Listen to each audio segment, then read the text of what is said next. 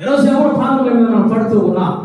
స్వస్థతలు చేశారు, ఆధ్యాత్మిక వెళ్ళగొట్టారని చెప్పి యాజకుల మీద కాళ్ళ మీద నువ్వు పడుతున్నావు. నీలో ఏమి ఏర్పడుతుందో తెలుసా? దురాభిమాన పాపము ఏర్పడుతుంది. యాజకుల్ని గౌరవించడం నేను అనడం లేదు, యాజకుల్ని ప్రేమించవద్దు నేను అనడం లేదు, యాజకుల్ని అభిమానించవద్దు అని నేను అనడం లేదు.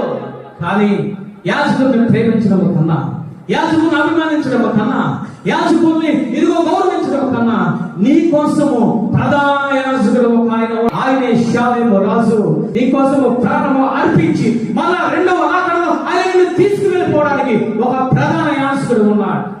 ఆయన కాళ్ళ మీద పడాలి. ఈయన కొర్నేలి ఆ యొక్క యాజకుడు కాళ్ళ మీద పడుతూ ఉన్నాడు.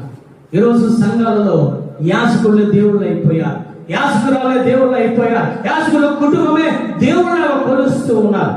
ఈ లోకంలో దురాభిమానం ఎక్కడ ఉందయ్యా? సంఘాలలో ఉంది.